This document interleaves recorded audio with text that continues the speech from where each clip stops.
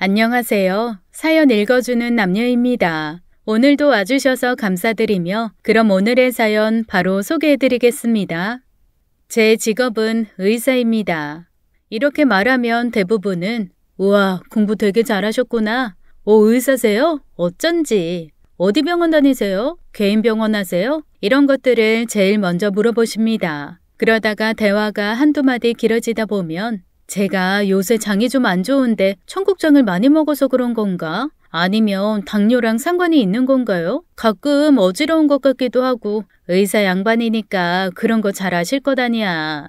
본인이 어디가 안 좋으시다 아니면 어떤 약이 좋냐 물어보시죠. 그러다가 조금 더 대화가 길어지면 그 다음으로 들려오는 질문은 무슨 의사세요? 하고는 저의 전공의학에 대해 질문을 던지십니다. 그럴 때면 저는 아주 당당하게 비뇨의학과 전공의입니다. 이렇게 답을 합니다. 그럴 때면 한 차례 정적이 찾아와요. 왜냐하면 제가 여자이며 여자 의사이기 때문입니다. 요즘은 그나마 좀 덜해졌는데 수십 년 전만 해도 그때는 비뇨기과라고 불렸습니다. 그때는 처음에 의사라고 하면 와, 했다가 비뇨기과입니다 하면 오, 이렇게 대화가 종결돼 버리고 말았어요. 여자분들과의 대화에서는 그나마 괜찮았습니다.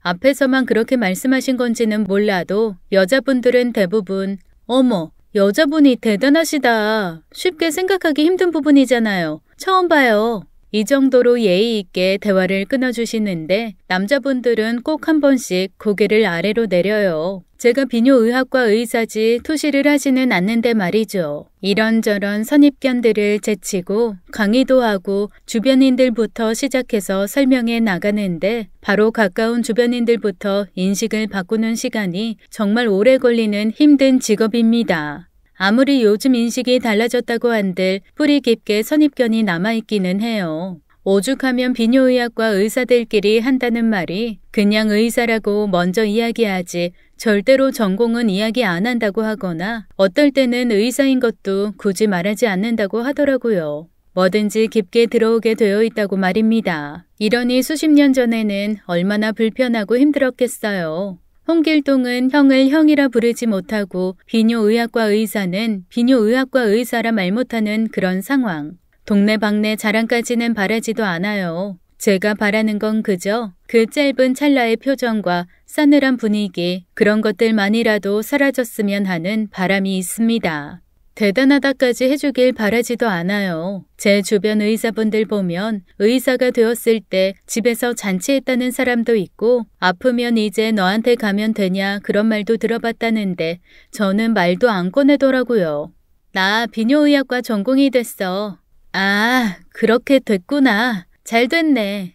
뭐든 그렇게 대화가 종결되어 버리곤 했습니다. 애초에 더 바라지도 않았어요. 그저 수고하십니다 한마디면 되는 겁니다.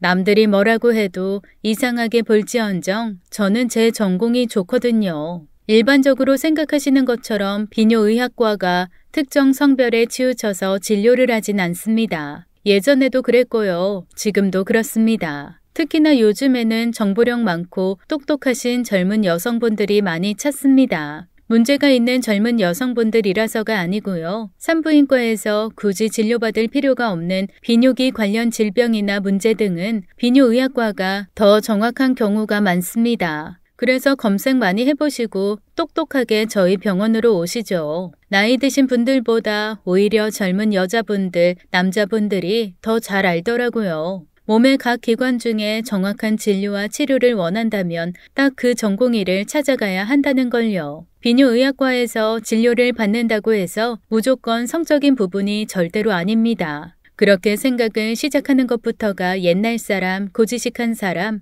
혹은 무식한 사람이라는 뜻. 저는 병원 안에서 그런 말까지 들어봤어요. 지금처럼 비뇨의학과로 개인 병원을 내기 전에 여러 과가 같이 있던 시절에 여자분들이나 남자 환자분들이 제 쪽으로 진료를 보러 올 때면 무슨 죄인처럼 모자를 푹 눌러쓰고 오시거나 고개를 푹 숙이고 몰래 오시는 분들이 계셨거든요. 그저 단순 질환일 뿐인데 성관계가 문란하거나 문제 있는 사람 취급받을까봐 그러시는 거예요. 그때 어떤 할아버지께서 제가 진료하는 방향으로 요즘 것들은 몸을 막 굴리고 다녀서 별의별 병을 다 달고 산다고 소리치기까지 하시는데 그분에게 설명해 드리기까지 했죠. 할아버지, 다 똑같은 환자일 뿐이에요. 왜 비뇨의학과에서 진료받는다고 그런 쪽으로만 보십니까? 할아버지께서도 안 좋으시면 언제든지 편하게 진찰받으러 오실 수 있는 곳이에요. 다른 분들이 간이 안 좋고 폐가 안 좋고 눈이 안 좋으면 진료받듯이 다를 바 없는 곳이라고요.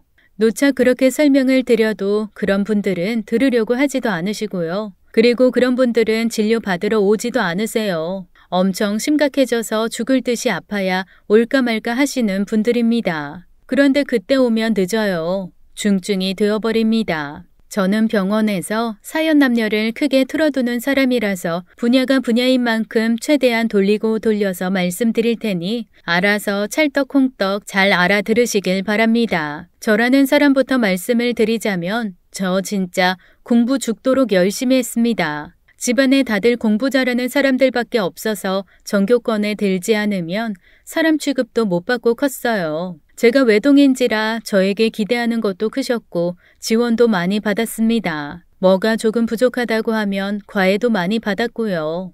예체능 관련해서 따로 학원도 다녔어요. 제가 머리가 좋은 편이 아닌지라 죽어라 파야 하는데 그러려면 체력이 받쳐줘야 한다고 했거든요. 그래서 저는 공부하는 동안에는 그냥 닥치는 대로 먹고 닥치는 대로 공부하고 그랬습니다. 그래서 키는 160이 안 되는데 몸무게는 늘 60kg 정도 나갔었어요. 그 말인즉슨 그저 의사 하나 되겠다고 외모는 전혀 신경 쓰지 않고 살았습니다. 어른들이 늘 하는 말이 대학 가면 살도 다 빠지고 예뻐진다. 그 말 저도 믿었었어요. 집에 의사 하나 나오려면 집안도 어느 정도 받쳐줘야 해서 저희 집 형편도 나쁘지 않았습니다. 할머니, 할아버지 모두 의사셨고요. 한 대에 걸러서 한 명씩 의사가 있었습니다. 그래서 제가 의사가 되는 건 이상할 것도 대단할 것도 없었어요. 아마 저도 그런 영향 때문인지 초등학생 때부터 의사가 돼야겠다고 자연스럽게 마음 먹었습니다.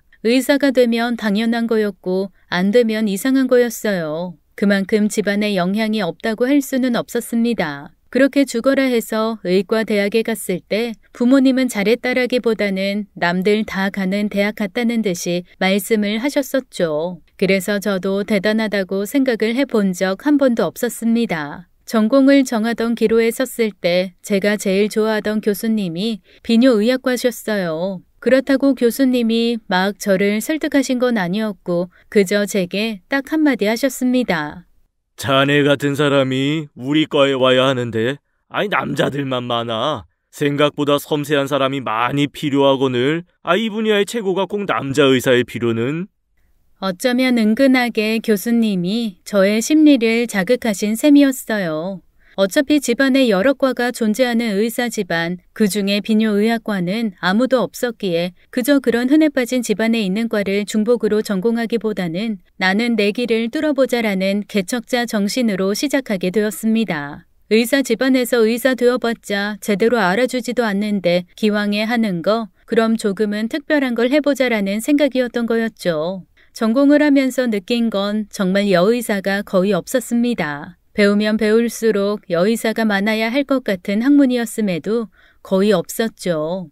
아마도 의사분들 대부분이 나중을 생각해서 그런 것이겠지만요. 의사라는 게 희포선서해봤자 진심으로 생각하는 사람 몇이나 되겠습니까? 좋은 직업, 의사 타이틀, 그에 따르는 돈, 부수적인 것들 그런 것부터 생각을 다 하죠. 그래서인지 어느 특정 과로 몰리는 경우가 많았습니다. 조금은 덜 힘들고 돈이 좀 더 되고 남들이 멋진 의사다라고 할 수 있는 분야, 드라마에서 나올 법한 흉부외과 쪽, 산부인과, 진료가 작고 일반적으로 다들 잘 알고 있는 전공으로 말입니다. 하지만 일반적인 그들이 일반적인 생각으로 일반적인 선택을 할 때 저는 주변 그 어떤 소음에도 꿈쩍하지 않고 나는 내 길을 가리다 굳건하게 나아갔어요. 나는 이상한 게 아니고 특이한 게 아니고 특별한 거다라고 생각하면서 말이죠. 비뇨의학과가 뭐 어때서? 다들 생식기는 없어? 다 똑같이 달려있잖아. 그런데 무슨 정육점도 아니고 신체 부위를 왜 가려? 특수 부위가 뭐 어때서? 얼마나 중요한 건데. 배웠다는 사람들이 선입견하고는.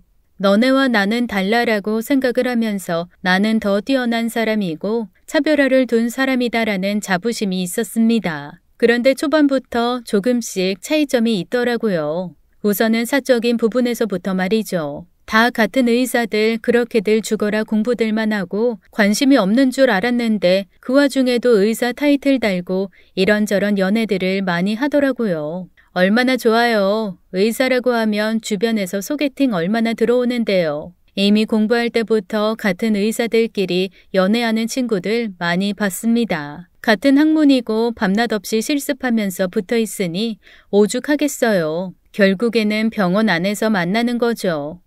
야, 너는 만나는 사람 없어? 의학 공부하는 것도 좋지만 의사이기 이전에 우리 청춘이야. 소개팅 같은 것도 다들 많이 하는데 너도 많이 들어오지? 우리 엄마는 선보라고 리스트까지 가지고 오시더라. 나 이번 주만 해도 풀이야. 풀로 꽉 찼어. 2시간에 1명씩. 그중에 내 짝이 있을까는 내가 모르겠다만 진짜 연애하고 싶다 나도. 병원 냄새 지겨워. 의사라고만 하면 여자 남자 가릴 것 없이 많이들 선호했죠. 물론 저는 아니었고요. 같은 인턴 동기들이 짬을 내서 소개팅을 할 때 저는 그 어떤 소개팅 제한이 없었습니다. 물론 전공을 벗어나서 개인의 매력 문제겠지만 저는 제 매력 넘친다 생각했거든요. 그럼에도 늘 저 혼자만 남아 있었어요. 야, 오늘 우리 과는 단체로 미팅한다는데 너는 안 가? 왜 옷이 그 모양이야? 아, 우리 과는 나 빼고 다 남자분들이라서 그 남자분들은 단체 미팅 가지. 근데 내가 여자분들이랑 소개팅을 할 수는 없는 노릇이잖아. 다들 재미있게 만나고들 오라고 했어. 난 뭐 나중에. 조금은 서글펐지만 아직은 인연을 만날 때가 아니다라는 생각으로 학업에 열중했죠. 그 결과 다른 동기들보다 빠르게 터득해 나갔습니다. 남들 놀 때 나는 공부해서 실력을 키우다. 뭐 그런 슬픈 현실이었달까요? 그리고 저는 결국에 모태솔로 타이틀을 오래간 유지했죠. 어느샌가 혼자 있는 게 익숙해져 버렸고 아무도 주선해주지 않았어요. 이미 그때는 주변 사람들 대부분이 짝이 다 있었으니까요. 난 이제 많이 바쁘지 않은데 충분히 여유가 있고 사람 만날 시간도 있는데 주변 사람들은 아, 너 의사잖아. 그럼 진료하느라 바쁠 것 같았고 의사들은 의사 면허 따도 막 계속 공부하고 그러느라 시간 없다던데. 아니야? 그래서 당연히 너는 소개팅 준비 안 해줬지. 바쁜 몸이니까. 아니, 나 이제 많이 안 바빠. 한가로워. 그래서 시간 많은데. 아, 그래? 축하한다. 이럴 때 쉬는 거지 뭐. 개인 시간 가지고 힐링하고. 혼자서 힐링만 30년 가까이 하는 중인데. 혼자가 편해. 아, 전화 왔다. 여보세요? 그렇게 저는 자의반 타의반으로 30년 가까이 의학 공부만 하고 아무도 만나지 않았습니다. 아니 만나지 못했다라고 하는 게 맞을 것 같아요. 집안에서도 선을 보게 해주기는 했지만 얼핏 들어봐도 상대에서 한번 만나보고 꺼려한다는 응답이 들려왔어요. 우리 딸 어쩌면 좋아. 어쩜 맞선 보는 남자들이 다들 꺼려하네. 그러게 왜 비뇨기과는 택해가지고 누가 당신 딸 아니랄까봐. 뭐든 쉬운 쪽으로 안 가요. 어휴, 남들 다 되고 싶어하고 부러워하는 의사 됐는데 어쩜 달라지고 좋아지는 게 하나가 없냐? 박복한 것. 그래도 요즘에 살 빠지고 인물이 폈는데 이럴 때 누구 하나 딱 만나면 좋겠구먼. 모자란 놈들이 다들 보는 눈이 없어서 그래. 아이 그깟 놈들한테는 내 딸 줄 생각도 없어. 똑똑한 녀석이니 좋은 짝 나타날 거야. 아이 괜히 서두르지 마라. 적어도 저 녀석 하는 일 알아주는 놈으로 만나야지. 알아주는 사람이 나타나긴 하려나 모르겠네. 우리만 해도 걱정하고 그랬잖아. 그래서 이번 생에는 안 되는 건가? 전공 그거 뭐라고 이렇게나 열린 사람이 없나? 그럼 나도 됐다 그러고 있었습니다. 그러다 제가 막 30이 되었을 무렵에 아버지가 아는 지인분 아드님이라고 소개를 받았어요. 저는 당연히 아버지가 제 전공 분야까지 다 설명해 주신 줄 알았거든요. 딱히 그쪽으로 말이 없길래 당연히 잘 알겠거니 하고 3달 정도 진지하게 만났습니다. 만나는 내내 일하는 거 힘들지 않냐, 괜찮냐 걱정은 해주지만 노골적으로 어떤 일을 하는지 그런 것들에 대한 질문은 전혀 없었거든요. 그래서 이 사람은 내 분야에 대해 거리낌이 없는 사람이구나, 좋은 사람이다, 선입견 없는 사람만큼 좋은 사람이 또 어디 있을까 긍정적으로 생각하고 있었죠. 그러다 관계가 깊어질 무렵에 그런 말을 하더라고요.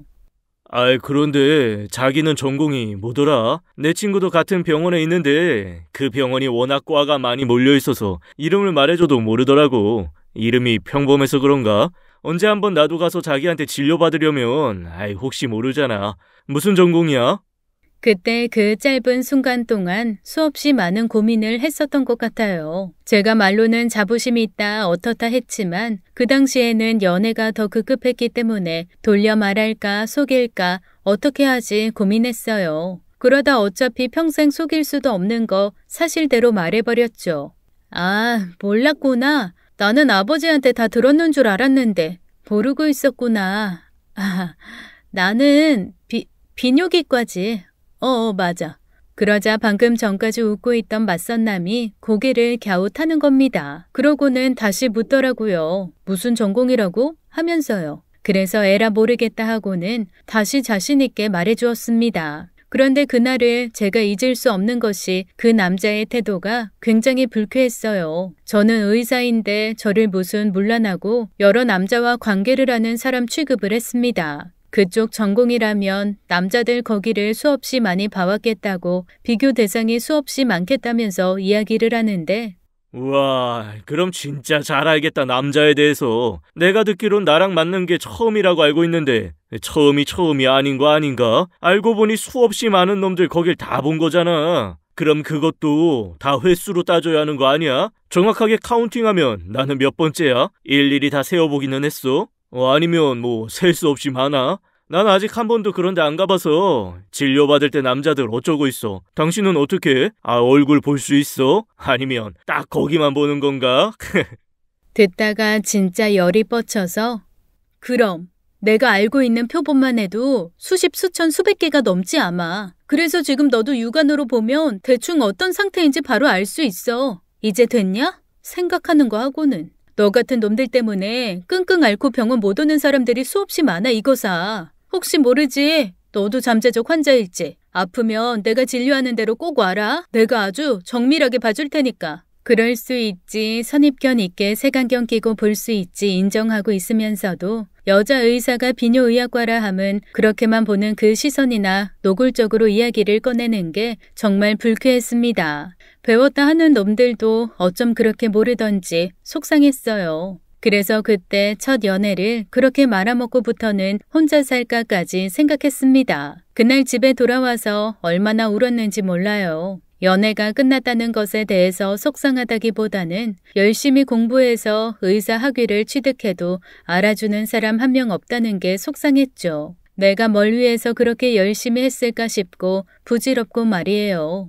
게다가 저희 가족들은 전부 의료인임에도 불구하고 그런 과를 택한 저를 이해 못하더라고요. 맞선 봐서 만나오던 그놈과 헤어졌다고 하니까 저희 엄마가 한다는 말씀이 저의 선택이 잘못된 거라고 하시는 겁니다. 그러게 산부인과나 여자 의사들 많은 쪽으로 가지 그랬어. 그럼 인생 편하게 갔을 거 아니야. 고생은 네가 자처해놓고 누굴 탓해? 의사도 다 같은 의사가 아니더라니까. 네 아빠 산부인과 의사인데 좋은 일 하는 건데도 개인 병원 낼 때 환자들이 안 왔어. 여자 의사로 해달라고 난리 쳐가지고. 너도 잘하면서 다 봤잖아. 네 아빠 개원하고 힘들어하던 거. 그래놓고 너는 참 기억도 안 나지? 그렇게 보는 사람들이 이상한 게 절대로 아니야. 어쩔 수 없는 거야. 반대로 생각해봐. 네가 남자인데 여자 의사 있는 비뇨의학과 가고 싶겠니? 흔하게 남자 의사 있는 곳이 낫지. 산부인과도 여자 의사 원하듯이.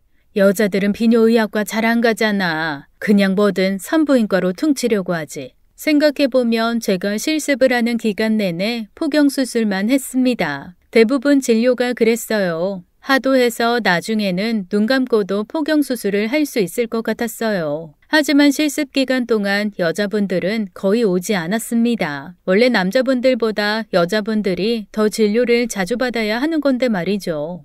남자와는 다르게 여자분들은 자궁이 있기 때문에 자궁 내부 검사도 필요하고 임신 전에 정밀 검사도 산부인과도 되지만 비뇨의학과도 더 상세하게 봐주거든요. 거의 다 산부인과에서만 진료를 받으셨습니다. 나중에는 환자들한테 서운할 지경이더라고요. 너무 이 분야를 모르시니까요. 게다가 대학에 한 번씩 강의를 나가곤 했는데 그럴 때도 학생들이 의사를 준비함에도 관심이 없었습니다. 이쪽 전공으로 일절하고 싶지 않았던 거죠. 제 강의를 듣는 학생들도 대부분이 호기심으로 택하는 경우들이었습니다. 오히려 정말 아파본 분들이나 환자분들은 절대로 저를 농락하거나 장난치지 않습니다. 그만큼 힘들고 아프다 보니 그럴 정신도 여유도 없거든요. 환자분들에게 저는 치료해주는 의사로만 딱 보세요. 그래서 남편도 저를 처음부터 끝까지 존중해주고 아픈 부위에 대해서 진지하게 물었죠. 진료와 치료를 하면서 자주 마주하게 되었는데 나아져도 다시 안 좋아지고 그래서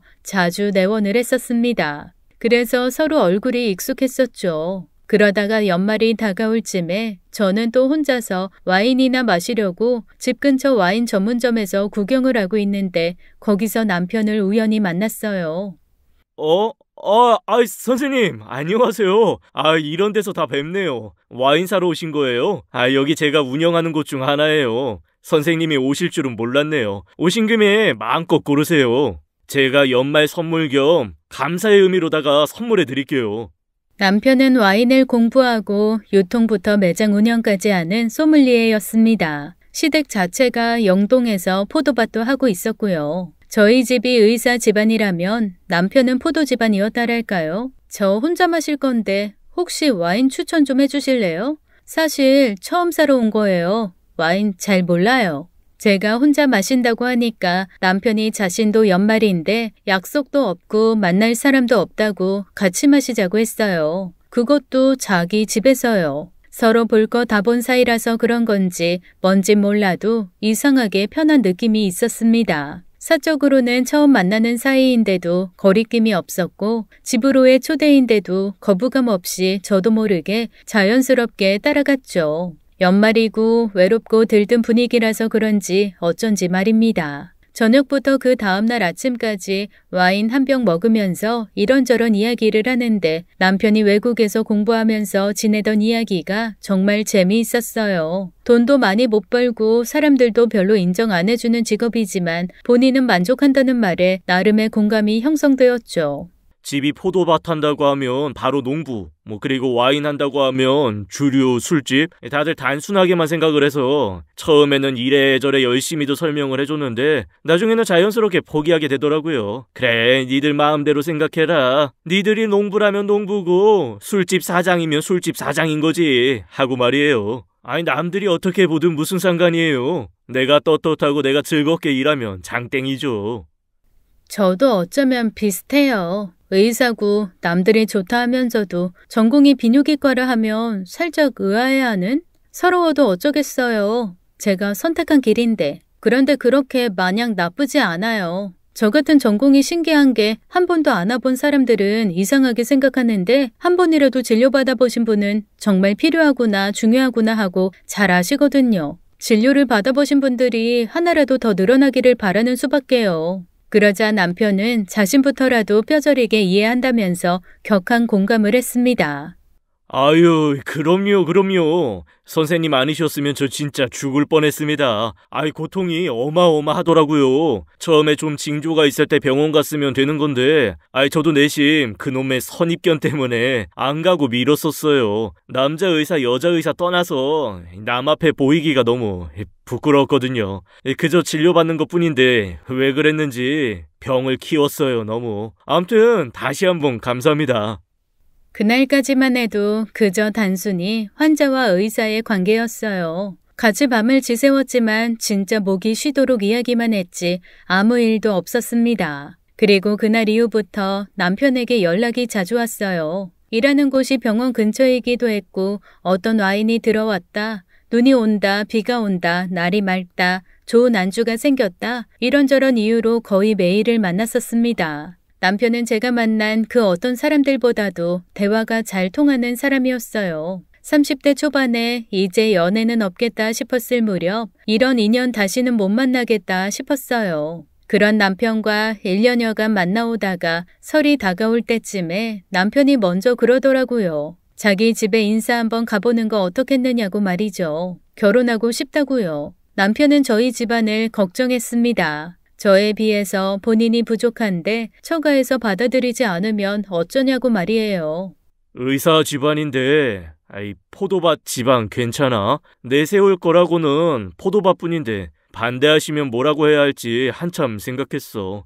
포도밭 100평 다 내 거라고 하면 될까? 아직 우리 아버지 밭이기는 하는데 나중에 내 거 될 거기는 할 건데 아닌가? 위로 형님 두 분이 계셔서 나눠 가지니까 30평만 내 거라고 할까? 어떻게 말씀을 드려야 설득력이 있으려나. 그리고 아직 우리 부모님께 당신 직업이 의사라고는 말 못했어. 시골에서 포도 농사나 지으시는 분들이라 의사라고 하면 턱 빠지실 거야. 제가 전공 때문에 연애와 결혼이 늦어진 거라면 남편은 이동이 많고 외국에 체류하는 기간도 있으며 본가가 충북 영동에서 포도 농사를 짓기에 짝을 만나기 힘들었었다 말했습니다. 겉으로 보기엔 와인 전문점을 운영하는 그럴듯해 보이는 사장이지만 어떨 때는 밭일도 해야 하고 유통일과 영업일도 병행하다 보니 뚜렷하게 무슨 일이다라고 일일이 설명하기도 어려웠었대요. 그래서 일에만 전념하자 하던 찰나에 너무 무리를 하면서 요로 결석이 오고 여차저차해서 이렇게 절 만나게 되었고요. 남편이나 저나 직업만 달랐지 처지는 비슷했어요. 제대로 된 연애 한 번을 못 해본 겁니다. 의사 집안인데 어떻게 하냐 걱정하는 남편에게 말했죠. 어차피 남편이나 저나 다를 것 하나 없다고 말이에요. 저희 부모님만 해도 아버지가 의사이시지만 어머니는 일반 회사원이셨어요. 의사끼리 만나는 분들도 많지만 아버지 말씀으로는 한쪽은 다른 분야인 것이 맞다고 하셨죠. 나는 아마도 같은 의사면 안 만났을 거다. 힘들어. 일도 힘들고 또 같은 사람 만나면 이미 다 아니까 더 힘들어. 그래서 전혀 다른 분야 사람을 만나고 싶었는데 네 엄마가 짜잔하고 나타난 거야. 처제가 내 환자였거든. 처제 진료하면서 네 엄마 엄청 꼬셨지. 막 멋있는 척도 하고 말이야. 내 결혼은 거의 다 처제가 도와서 된 거라고나 할까? 그러게 말이야. 내 앞에서 엄청 한가한 척은 다 하더니 알고 보니까 세상에서 제일 바쁜 사람이었지 뭐야. 그리고 일을 적당히 하는 사람도 아니고 엄청 열심히 하는 사람이었던 거야. 개인병원 낸다고 나한테 거짓말하고 결혼하고 수십 년이 지나도 병원 개원 안 하는 거 있지? 네 엄마가 속았어, 네 아빠한테. 엄마는 아버지와 만나는 내내 시간이 없어서 힘들었다고 했어요. 산부인과다 보니 긴급 호출도 많고 만나던 중에 튀어나가는 일도 잦았다고 말이죠. 하지만 반대로 저는 긴급한 일은 거의 없었거든요. 생명을 좌지우지하지는 않잖아요. 그렇다고 하찮은 건 아니지만 응급은 드물었죠. 그래서 저희 집에 인사를 드리러 가기 전에 남편 집 영동으로 인사를 가게 되었습니다. 진짜 전형적인 시골집 느낌이었어요. 집 앞쪽으로 포도밭이 쫙 펼쳐져 있는데 맨날 하얀 건물 차들만 보다가 초록초록한 풍경들을 보니 그것만으로도 위안이 되는 기분이 들었습니다. 집에 막 들어서니 어린 아이들이 꽤 많았어요. 우르르 제 앞으로 줄을 섰죠. 여기는 형네 아이들. 여기가 첫째 형네, 첫째 아들, 둘째 아들, 셋째 아들. 아들만 셋이고 또 이쪽은 둘째 형네, 첫째 아들, 둘째 아들. 그리고 막내 귀염둥이 딸. 그리고 여기는 첫째 형, 둘째 형. 그리고 첫째 형수, 둘째 형수. 남편 위로 형님 두 분이 계셨고 각각 아이가 셋씩 있었습니다. 다들 저를 밝게 맞이해 주셨어요. 상다리가 휘어질 만하게 상을 차려주셔서 온 가족이 모여서 밥을 먹었습니다. 아이들은 시끌시끌했고 저마다 제 눈치를 보시며 조심스레 한 가지씩 물으셨어요. 집안의 형제는 몇인지 부모님은 뭘 하시는지 등등 말이죠. 우리 아가 부모님은 어떤 일을 하시고? 아버지는 산부인과 의사시고요. 어머니는 원래 일반 회사 다니셨는데 아버지랑 결혼하시고부터 쭉 전업주부세요. 아버님이 훌륭하신 분이셔. 아직도 현역에 계시고 대단하신 분이시더라고. 이 사람 할머님, 할아버님도 의사셨대. 짱이지. 그리고 이 사람도 의사야. 지금 대학병원에서 일하고 있어. 내가 진료받으러 갔다가 만난 거야. 아이고야, 우리 집안에도 의사분이 오셨네. 대단하시네요. 공부 엄청 잘하셨나 보다. 우리 애들 중에도 의사 하나 나와야 쓰겠는데, 안 그려? 그러니까요. 너무 멋지시다. 나는 주변에 의사라는 사람 본 적이 없는데 너무 신기해요. 진료받으러 이제 그쪽으로 가야겠어요. 아무렴 요 동네보다야 서울서 받는 게 낫겠죠. 근데 어디 쪽 고치시는 거예요? 형님께서 전공을 물어보시는 순간 나올 게 나왔구나 싶었습니다. 하지만 당황하지 말고 멈칫하지 말고 내 태도를 분명히 하고 당당하게 말하자 싶어서 저는 비뇨기과예요. 여자분들은 자궁이나 골반뼈 안 좋으시면 저한테 진료 받으시면 되고 여기 아이들 많은데 특히 남자아이들 포경수술이라고 하죠. 많이들 하러 오세요. 서울까지 나오시기 번거로우시겠지만 한 번에 아이들 싹 다 데리고 오시면 제가 안 아프게 빠르게 해드릴게요. 제가 이야기를 하는 순간 분위기가 쌓여지면서 방금 전까지 대단하다는 표정으로 보던 시어머니와 다른 가족들이 말을 잃었습니다. 남사스럽다는 듯이 고개를 숙이고 밥만 드시더라고요. 그 분위기를 먼저 읽은 남편이 막 웃으면서 그러지들 말라고 하는 거예요. 요즘 세상이 어떤데 촌스럽게 왜 시골티 내느냐고 말이죠. 왜들 그래. 비뇨기과가 얼마나 중요한 건데 그래. 무슨 그쪽으로만 진료하는 거 아니야. 다른 진료도 정말 많이 해. 내가 이 사람 알게 된 것도 내가 요로 결석 걸려서 그래서 알게 된 거야. 남자들만 잘 걸리는 거 아니고 모든 사람들이 걸릴 수 있는 병이래. 그리고 이 사람 엄청 잘하기로 유명해. 강의도 많이 나가고. 잘 모르는 사람들이나 우리 가족들 같이 그러지. 잘 아는 사람들은 미리미리 진료도 받고 치료도 받고 많이들 가는 곳이야. 그 외에 아이 갖고 싶은데 못 갖는 분들, 그런 부부들 불임 진료도 하고 또 오줌 쌀 때 아프고 잘 못 사는 사람들 있잖아. 많잖아. 그것도 하고 쓸데없이 자주 오줌 마려운 사람들 남녀 불문하고 형이 그랬었잖아. 그런 것도 다 병이래. 원인이 있는 거라 그런 것도 다 진찰하고 남자들만 많은 게 아니라 여자분들 골반 통증도 되게 많아서 진료받으러 많이들 온대. 모르는 사람들만 모르지 무슨 남자 거기만 하루 종일 들여다보는 줄 알거든. 그런데 절대로 아니야. 수도 없이 많아. 그러니까 무식한 말 하려거든 하지마. 아예 말도 꺼내지들 말어. 그때 남편의 말에 저도 좀 놀랐어요. 이 사람 나 때문에 공부 많이 했구나. 오늘 날 소개해 주려고 많이 고심했구나 하고 말이에요. 너무 많이 고마웠어요. 여태 사람들은 당연히 비뇨의학과는 남성 주요 부위만 생각하고 말아버리는데 남편은 상세하게 어느 부분들을 진료하는지 공부했을 걸 생각하니 기특했죠. 그래도 시어머니나 시아버님이 표정을 풀지 못하시니 시부모님이 자주 보시는 드라마 제목까지 대면서 설명했습니다. 왜? 예전에 엄마랑 아빠랑 맨날 찾아서 보던 드라마 있잖아. 빛나라 운수라고. 거기 여자 의사 하나 나오잖아. 그 의사도 비뇨기과였어. 알지? 엄마가 그거 보면서 대단하다고 그랬었잖아. 거기서도 그 의사가 그놈의 고정관념 버리라고 막 화냈던 편 알지? 밥 먹으면서 다 같이 봤었잖아. 기억하지?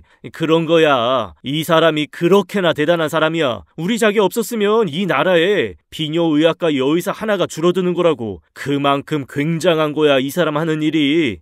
남편 밥그릇을 보니 한 수저 겨우 먹었더라고요. 설명해 주느라 입이 바빠서 밥도 제대로 못 먹고 있었던 거였죠. 그러자 시어머니께서 그런 남편에게 이제 알겠으니 그만하라고 하셨습니다. 그리고는 결혼은 언제 할 건지 물어보셨어요. 알겠으니까 그만 말하고 니들 결혼은 언제 할 거야? 뭔 일을 하건 어쩌건 나는 관심 없어. 결혼 언제 할 건지나 말해. 우리 나이도 있고 보아하니 너희도 많이 늦은 거 아니겠니? 내일 당장 결혼해서 애를 낳는다고 해도 노산이야 이것들아. 그 당시에 저도 저지만 남편도 30 중반이었습니다. 서두른다고 해서 이른 건 아닌 나이였던 거죠. 특히나 시부모님 연세가 있으셔서 더더욱 서두르는 분위기였어요. 그러자 그때 남편이 시무룩해지더니 아직 저희 집에는 인사 못 갔다고 싫어하시면 어쩌나 걱정한다고 했습니다. 내가 변변한 직업이 아닌데 이 사람 집에서 마음에 안 들어 하실까봐 걱정이야. 그래도 의사니까 훌륭한 직업이니까 검사, 의사, 변호사, 사자 직업 사위 원하시지 않으실까? 그래서 내 직업을 어떻게 설명해 드릴지 연습하고 있어. 우리 집 먼저 인사드리고 다음 주에 가기로 했어. 걱정이 태산이야 나는. 남편의 말에 시어머니께서 발끈하시더니 네가 어때서를 시전하셨습니다. 기죽지 말라고 의사 별거냐면서요. 내심 불편해하시는 게 제 눈에 보였습니다. 그래서 기죽어 있는 남편 옆구리를 쿡 찔렀어요. 그만하라고요. 그럼요 어머니. 이 사람 멋진 일하는 사람이잖아요. 저희 부모님 그런 분들 아니세요. 제 일도 신경 안 쓰시는데요 뭐. 그리고 저희 부모님께서 저보다도 더 와인 좋아하셔서 이 사람이 전문가니 엄청나게 좋아하실 겁니다. 걱정 마세요. 그래도 제가 걱정했던 정도보다는 좋게 봐주시는 것 같아서 괜찮았어요. 다른 분들의 경우에는 뭐 그런 전공을 하냐, 그럼 맨날 거기만 보는 거냐 그런 식의 저급한 말들 뿐이었는데 시댁 식구들은 제가 무슨 전공을 하는지에 대한 것보다는 남편이 저희 집에서 사위 대접을 못 받을까봐 기죽을까봐 그 걱정만 하셨습니다. 그래서 그럴 일 절대로 없다며 안심을 시켜드리고 나왔어요. 그렇게 뵙고 남편과 그 다음 주에 저희 집에 인사를 갔는데 저희 엄마가 거의 버선발로 뛰쳐나와서 반겨주셨습니다. 제가 한 번도 사귀는 사이라고 누굴 데려간 적이 없어서 그래요. 공부만 하느라 어릴 때도 없었고 30 먹고도 쭉 없었으니까요. 아유 우리 사위 왔는가. 내가 얼마나 기다렸는가 몰라. 우리 딸이 생전 집에 누굴 데려온 적이 없어서 말이야. 내 참 살다 이렇게나 반가울 수가 없구만. 어서 들어와 어서. 다행히도 부모님 모두 정말 좋아하셨어요. 특히나 남편이 말을 정말 예쁘게 했고 부모님이 좋아하시는 와인 이야기로 쉴 새 없이 대화를 나누다 보니 정말 시간 가는 줄을 몰랐습니다. 그러다가 대화의 끝에 아버지가 진지하게 말씀하셨어요.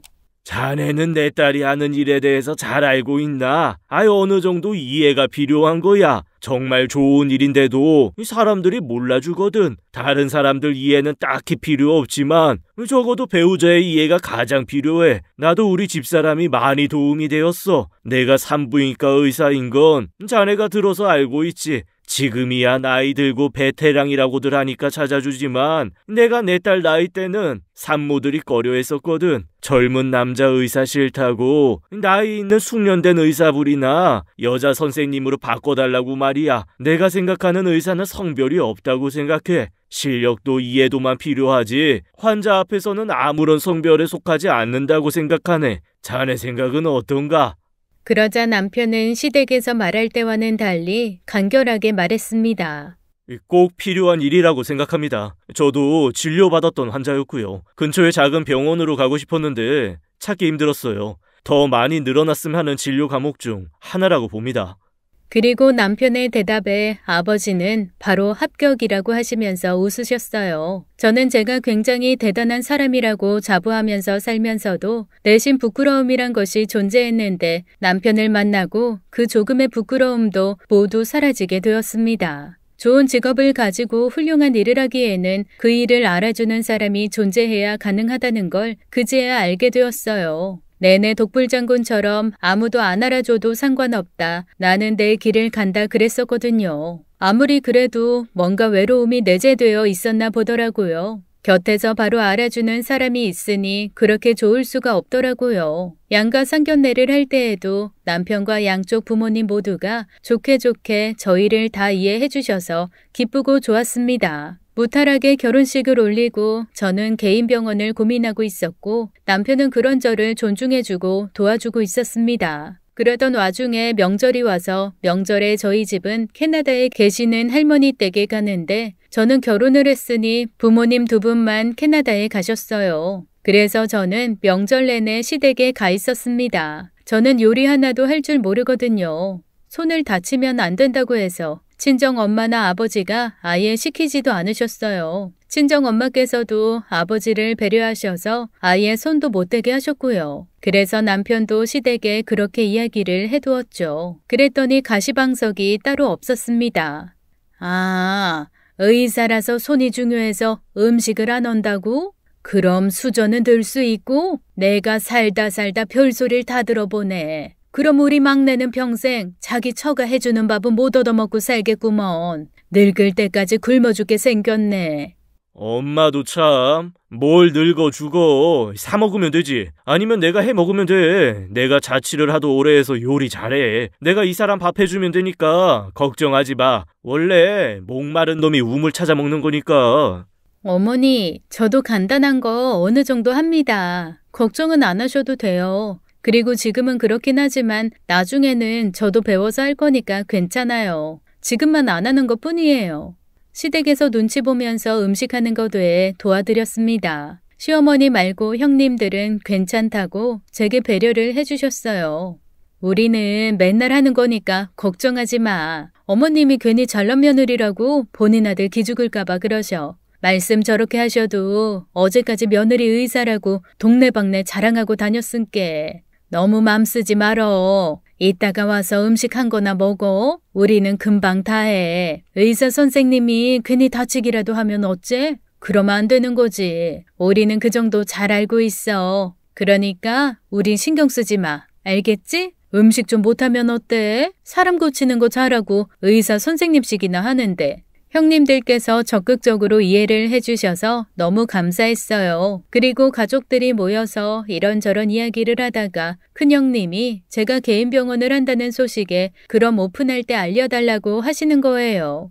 우리 새끼들 아직 거기 수술 안 했어. 아직 4살, 5살짜리들이라서 나중에 해야지 했는데 어릴 때 해도 상관없다고 하더라. 내가 잘 몰라가지고. 기왕 하는 거 이 5놈들 싹 다 데리고 자네 병원에서 해도 되는 거지? 가족 할인 그런 거 있는 거지? 내가 앞으로 명절이나 가족 행사 때 웬만한 일 다 할 테니까 싸게 해줘, 응? 형수님도 참. 당연히 가족들은 그냥 해드리죠. 그치 여보? 이 사람 따로 개원하는 병원 지금 인테리어 공사 중이에요. 아마 다다음 달 이내로 완공될 겁니다. 그럼 첫 진료 환자가 요 녀석들 되겠네요. 녀석들. 우리 의사 선생님 말 잘 안 들으면 엄청 아프게 해줄 거야. 그 후로 저는 개인 병원을 개원했고 개원하고 얼마 지나지 않아서 형님 2분이 아들을 우르르 데리고 오셨습니다. 수술 다 마치고 아이들이 뒤뚱뒤뚱 걸어가는데 어찌나 귀엽던지. 그때까지만 해도 저나 남편이나 아이 생각이 별로 없었는데 형님네 아이들이 워낙 많으니까 우리도 서둘러야겠다는 생각이 들긴 하더라고요. 그래서 저랑 남편 둘 다 제 병원에서 검진받고 다 했죠. 임신계획 짜느라고 말이에요. 그리고 몇 달 지나서 무슨 일인지 큰형님이 혼자 병원에 찾아오셨어요. 말씀으로는 지나는 길에 절 보러 오신 거라고 하셨는데 한참을 망설이시다가 저기 있잖아. 사실 내가 아이 셋 낳고서 요실금이 많이 심해. 우리 동네에는 다 남자 선생님밖에 없어서 동네라 다들 알고 지내니까 거기서 진료받기는 싫더라고. 그래서 자네한테 상담받으려고 왔어. 저번에 애들 포경수술 시켜줄 때 보니까 내 또래의 다른 환자분들도 그런 상담 받더라고. 맞지? 나 같은 경우도 많이들 있지? 아유, 그럼요. 자연분만으로 출산하시면 그런 경우 아주 많아요. 수술 받으면 금방 나아지시니까 걱정 안 하셔도 돼요. 그럼 한 이틀 정도 시간 낼 수 있으세요? 수술 받고 몸이 힘들어요. 하루는 저희 집에 묵었다가 가세요. 어머님이랑 아주버님께는 말씀하고 오셨어요? 남사스러워서 말 못했지. 거기 수술한다고 어찌 말을 해? 어렵지. 오늘 온 김에 진료 받을 수 있는 거지? 큰형님 수술해드리고 얼마 지나지 않아서 작은 형님도 오셨어요. 같은 이유셨고 워낙 간단한 수술이라서 어렵지 않다고 설명을 드렸습니다. 여태 많이 불편하셨을 텐데 어떻게 지내신 건지 안쓰러웠어요. 간단한 수술이고 남사스럽게 생각하지 않아도 되는데 생각보다 많은 분들이 검진도 안 받으시고 혼자서만 끙끙 앓고 계시는 경우가 많으시거든요. 큰 병도 아닐 뿐더러 삶의 질도 올라가고 꼭꼭 받으시면 좋은 수술이에요. 큰형님, 작은형님 돌아가며 수술해드리고 저희 집에 묵고 가시면서 좋아하시는데 제 기분이 더 날아갈 듯이 좋았습니다. 제가 제 전공을 찾은 본질을 제대로 찾은 듯한 기분이 들었어요. 너무 고마워. 내가 아이 낳고 진짜 오랫동안 혼자 고민했거든. 어디 물어볼 데도 없고 어떻게 말을 해야 할지도 모르겠고 기분도 울적하고 그랬었는데 큰형님이 수술 받고 와서는 바로 말씀해 주시더라고. 수술 받고 나니까 확실히 다르다고, 살만하다고 말이지. 전에는 기침 한 번을 제대로 못하고 그랬는데 요즘은 그냥 뭐든 다 팍팍해. 기침도 시원하게 하고 방귀도 팍팍 뀌고. 고마워. 다음에 내려오면 내가 만난 거 많이 대접해줄게. 서방님께도 고맙다고 전해줘. 아무리 그래도 신혼인데 우리가 돌아가면서 집에 있어서 불편했겠어. 그렇게 형님들이 다녀가시고 어느 날부터인가 시어머니께서 자주 전화를 주셨어요.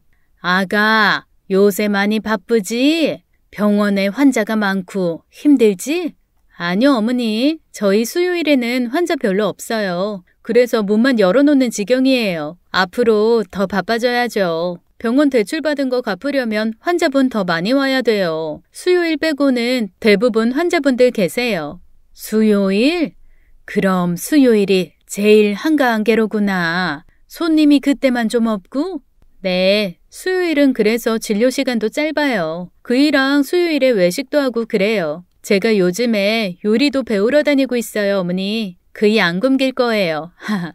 제가 살림을 잘 못할까봐 걱정이 되시는 건가 싶었는데 그렇게 통화하고 그 다음 주 수요일에 시어머니께서 친구분들을 모시고 우르르 병원으로 오셨습니다. 큰형님, 작은형님도 같이요.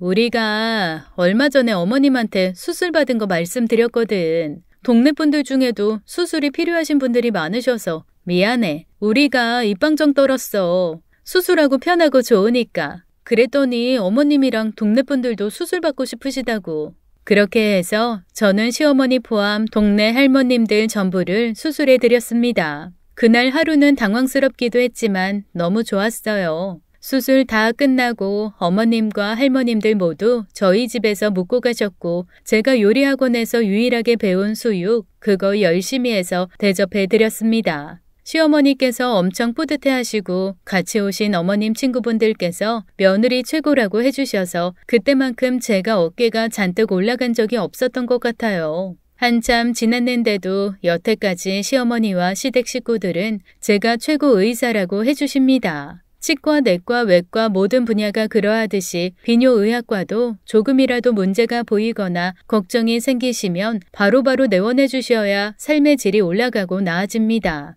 약간의 고민이라도 있으시면 남자 의사가 되었던 여자 의사가 되었던 신경 쓰지 말고 곧장 병원으로 가세요. 의사는 환자에게 그저 의사일 뿐이니까요. 지금까지 사연 읽어주는 남녀였습니다. 끝까지 함께 해주신 여러분 감사드리며 저희는 다음 사연으로 돌아올게요. 감사합니다.